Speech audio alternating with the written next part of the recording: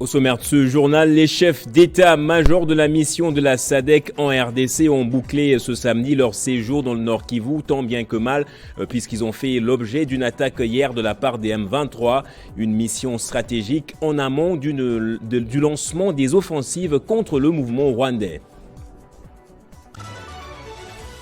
Et toujours dans le Nord Kivu, cette bonne nouvelle pour les déplacés de guerre, pas de paiement des frais de participation à l'examen d'État pour les élèves. Ainsi, on a décidé l'exécutif provincial.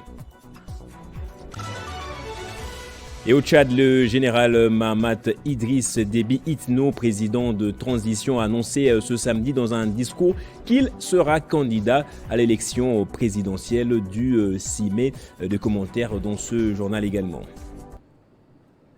Bonsoir à tous et bienvenue dans ce journal. À la une de l'actualité, les forces armées de la RDC ont salué le passage des chefs d'état-major de la mission de la SADC en RDC. Une mission bouclée ce samedi. Objectif, peaufiner des stratégies afin de combattre les terroristes du M23 soutenus par le Rwanda. La délégation était constituée des pays contributeurs de cette force, dont l'Afrique du Sud, la Tanzanie, le Malawi ainsi que le Burundi. Dans leur communiqué final, lu par le porte-parole des FARDC, le général-major Sylvain Ekenge, on peut lire que la présence dans la province du Nord Kivu est un signal fort pour le retour de la paix dans cette partie est de la RDC. Les propos ont été recueillis par Pachiko Kavundama. Des forces de défense, des pays contributeurs, des troupes de Sami DRC, du Burundi et de la RDC se sont réunis du 1er au 2 mars 2024 à Goma. Au cours de cette rencontre, il a été question d'évaluer l'évolution des opérations sur le terrain et de peaufiner des stratégies pour les renforcer, pour palper du doigt les réalités de terrain et faire l'état des lieux de la situation. Ils se sont rendus à Mubambiro, dans la cité de Saké, en territoire de Massissi. Leur présence à Goma est un signal fort qui annonce l'engagement et la détermination de la SADC et du Burundi aux côtés de la RDC pour le retour de la paix dans sa partie orientale.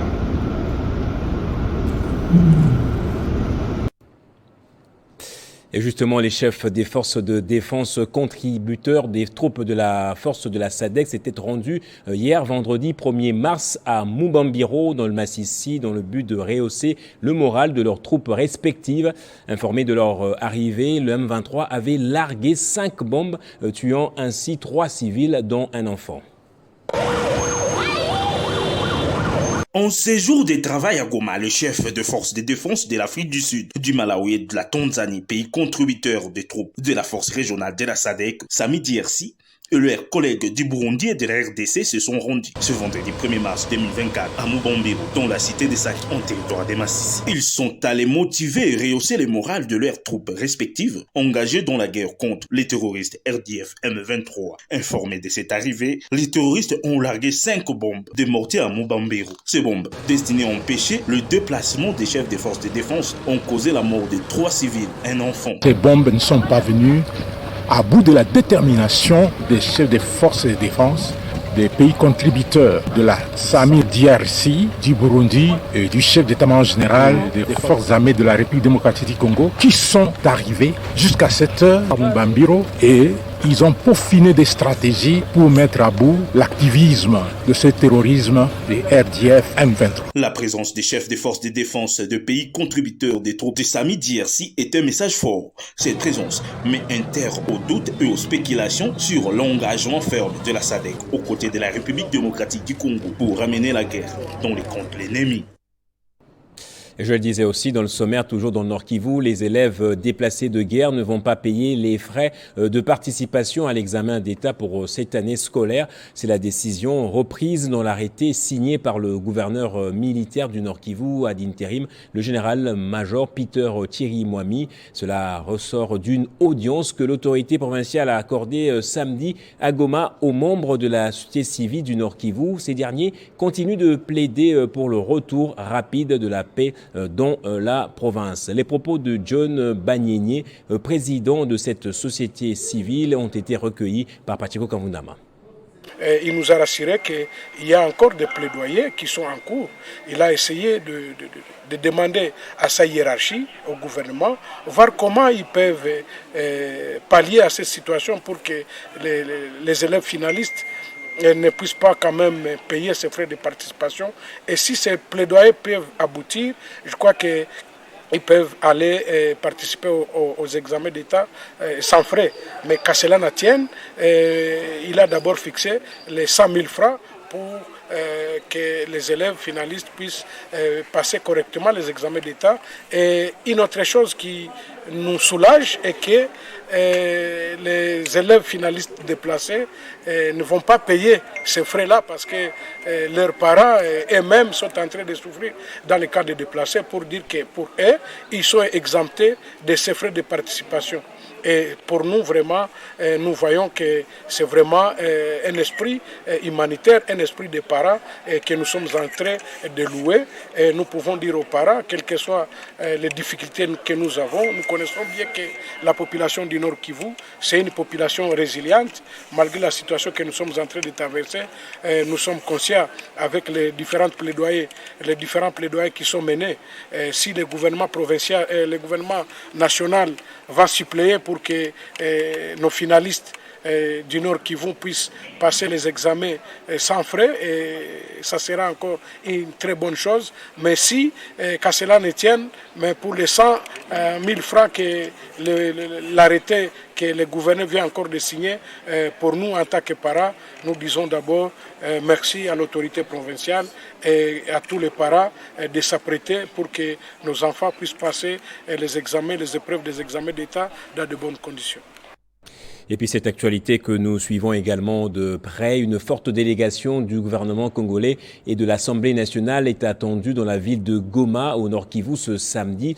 Elle est porteuse d'une assistance et d'un message de compassion aux déplacés ayant fui la guerre entre les FARDC et les terroristes du M23, soutenus par le Rwanda. Nous en parlerons un peu plus avec notre correspondant dans nos prochaines éditions. L'opposant Constant Mutamba a appelé à des actions judiciaires contre les Congolais qui prennent les armes pour accéder au pouvoir, mais aussi contre Paul Kagame. Le député national et président de DIPRO s'est aussi exprimé au sujet de la désignation du prochain Premier ministre. Pour lui, le chef de l'État doit faire un choix pragmatique et réaliste. On écoute un extrait de son point de presse. Je voudrais donc inviter le chef de l'État à rassembler tous ses compatriotes, opposition, majorité, société civile, parce que c'est l'avenir du pays qui est mis en jeu. Vous savez, l'ennemi a choisi pour méthode l'encerclement. L'ennemi a choisi pour méthode l'infiltration. Et pour pouvoir y faire face, nous devons nous organiser en interne. Et c'est pourquoi, au-delà de cette proposition de rassembler, de fédérer, toutes les forces vives de la nation autour d'un bloc, des résistants nationalistes, il faut prendre des mesures qui s'imposent. Je pense qu'au prochain gouvernement, nous aurons besoin des ministres vertébrés. Nous aurons besoin des ministres qui ont de l'audace. Nous avons besoin d'un Premier ministre qui a le sens de l'audace, le sens de l'action, le sens d'initiative, le sens de sacrifice, le sens d'engagement, pour pouvoir agir à temps réel et ainsi bouter hors d'état de nuire l'ennemi qui est déjà à nos portes. J'entends dire que non, c'est faire le Djalelo, c'est faire le lead du régime en place que de soutenir les efforts de guerre contre l'M23. Non mais écoutez, c'est injuste d'observer que sur la ligne de front, le chef de l'État se bat tout seul, quasiment. Et qu'il y ait certains des dignitaires du régime qui, sur la coule douce, sans prendre les initiatives nécessaires.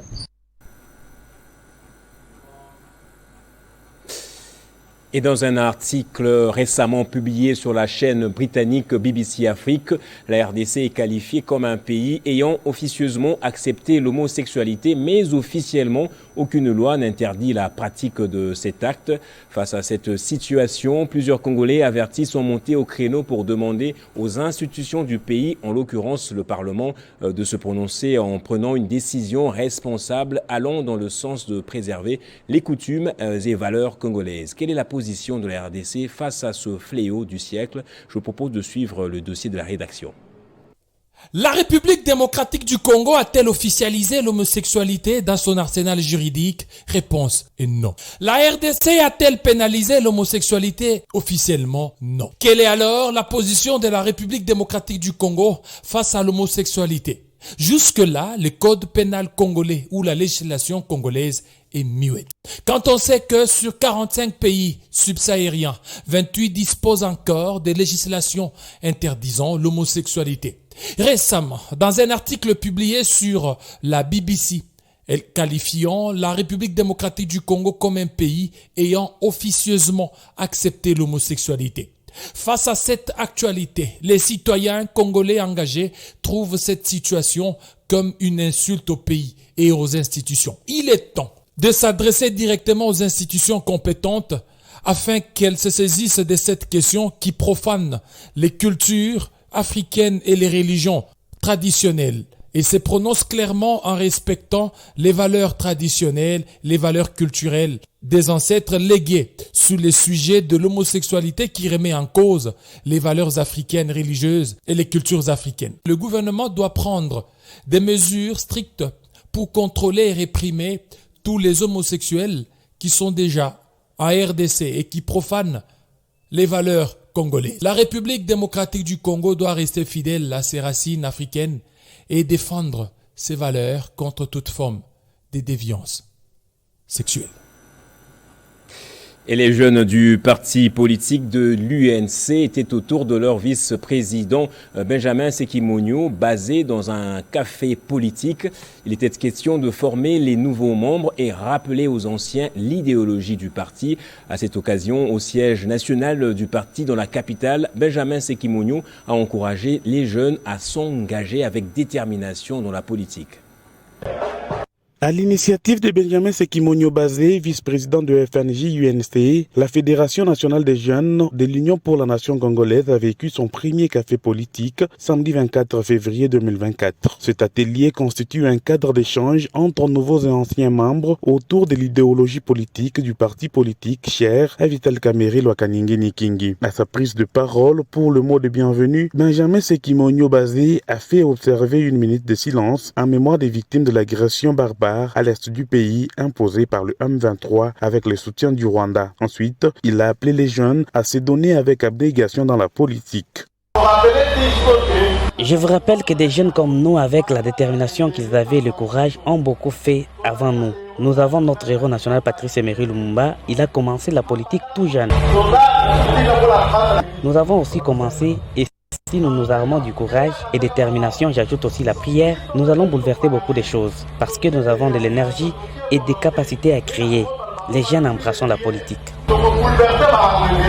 Le deuxième orateur a consacré son intervention à l'idéologie politique de l'UNC, puis s'en est suivi le jeu de questions-réponses entre orateurs et jeunes de l'UNC. Cet atelier, organisé avec la bénédiction du président national de FNJ, Yves Soal, était une opportunité d'apprendre et préparer la jeunesse de l'UNC à assumer dans le futur des hautes responsabilités de l'État, mais aussi remplir par la même occasion certains objectifs de partis politiques, notamment la formation de la conscience nationale et l'éducation civique.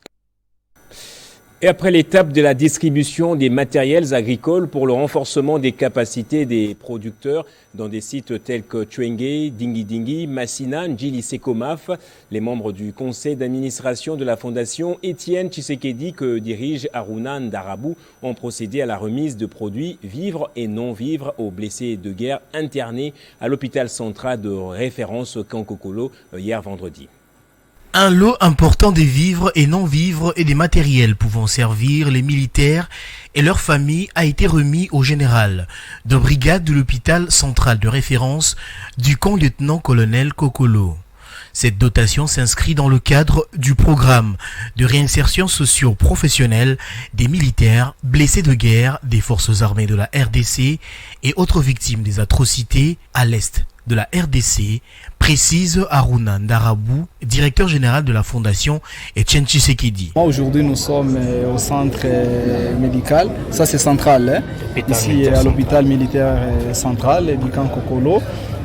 Par rapport à la demande qui nous avait été adressée, on a apporté des matériels médicaux, donc des produits médicaux, des béquilles, des chaises roulantes, des vivres et non-vivres, aussi bien pour les militaires blessés de guerre, tout comme pour leurs dépendants, les membres de leur famille qui les accompagnent. Pour sa part, Atom Debond Raïgui a lancé un appel au soutien aux actions de la Fondation. Et donc ici, l'appel est lancé. Quiconque serait désireux de soutenir nos frères en uniforme, la Fondation Etienne Tshisekedi est là, comme fondation qui recevra toute aide possible et nous allons converger cela. Un sentiment de satisfaction pour les bénéficiaires. Je félicite Fondation Etienne Tshisekedi Makasi parce que a soutenir biso pe akanisi biso pona kosalisa biso na ba besoin o biso tozali nango. Mais c'est pe lampila président Metindila betu bima ya kosalila nani traitement mais c'est pe la mingi bon.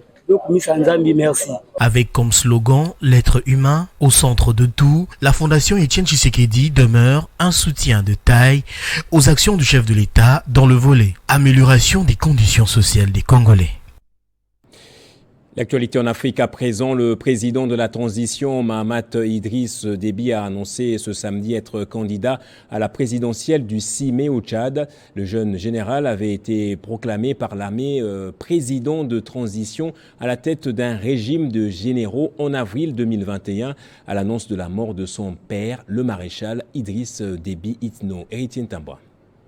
Cette annonce intervient quelques jours après la mort du principal rival de Mahamat Idriss Déby, Yaya Dilo Dirou, un assassinat selon l'opposition. Pour le général Mahamat Idriss Déby Itno, la décision portant sa candidature à la présidentielle qui pointe à l'horizon se justifie par sa volonté de garantir la paix et la sécurité pour un Tchad uni. Après une sereine et profonde réflexion, j'ai décidé de donner suite au choix que vous avez porté sur notre modeste personne comme candidat de la coalition pour un Tchad uni pour la présidentielle de 2024. Mon silence ne pourrait durer plus longtemps. Je me dois de réagir, a déclaré Déby à des centaines de partisans en liesse. Selon les calendriers électoraux de ces pays publiés le 27 février par l'Agence nationale de gestion des élections, la présidentielle au Tchad aura lieu le 6 mai. Cependant, les dépôts des candidatures est fixé du 6 au 15 mars prochain. Il faut noter qu'ils sont 221 partis politiques signataires de l'Alliance pour la coalition Tchad uni à soutenir la candidature du président de transition. Mahamat Idriss Déby Itno est à la tête de la transition tchadienne depuis avril 2021 après la mort de son père Idriss Déby Itno dans une contre-offensive de l'armée dans le nord du pays contre les rebelles du Front pour l'alternance et les Concorde au Tchad. Et puis on termine en sport. Organisation de la CAN Handball Dames. Les choses se précisent au fur et à mesure que les mois passent. Le président de la Confédération africaine de handball séjourne dans la capitale. Il vient discuter avec la fédération congolaise et les autorités du pays sur les modalités pratiques à mettre en place en vue de la réussite de cette fête africaine du handball. C'est une délégation composée des membres du comité de la Fédération congolaise de handball, avec en tête son président Amos Mayo, qui vient accueillir le président de la Confédération africaine de handball. Mansourou Amirou arrive à Kinshasa pour une mission particulière, l'organisation de la Coupe d'Afrique des Nations de handball dames en RDC. Organiser ici une CAN dames doit marquer tous les esprits et vous êtes témoins, n'est-ce pas, quelle que soit vos positions respectives, vous êtes témoins d'un acte inédit. Je crois que nous allons rendre grâce au Seigneur et comprendre qu'il faut savoir attendre les bons moments. C'est une première dans l'histoire que la RDC abrite cette compétition. Elle ne peut que être fière du travail accompli en matière d'infrastructure. Nous le devons au travail bien fait des acteurs du handball congolais. C'est parce que nous avons confiance aux acteurs qui sont là. C'est parce que nous avons confiance aux autorités congolaises. Parce que le fruit est mûr, à présent, il faut le cueillir. Je pense qu'avec toutes les complicités réunies, on peut faire de cet événement effectivement un carrefour du handball africain au mois de novembre. On ne vient pas pour organiser tout simplement. On voudrait quand même que cet événement qui pourra permettre à tout le monde, à tous les acteurs, à tous les partenaires potentiels de vivre l'ambiance. D'ici novembre, Kinshasa va vibrer au rythme de cette compétition africaine qui va permettre à la RDC de se vendre autrement. On va prendre le rappel des titres de ce journal à présent.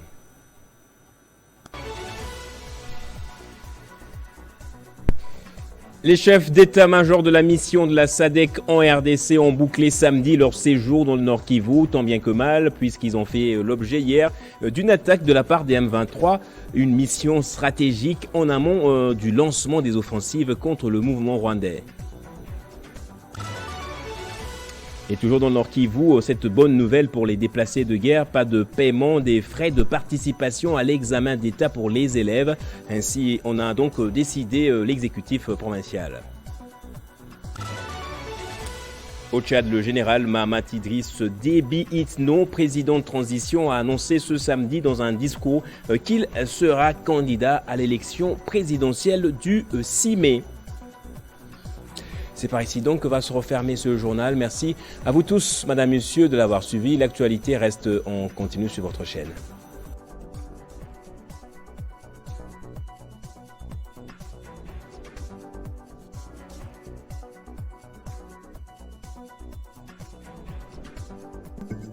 Retrouvez toute l'actualité en continu sur www.tele50.cd.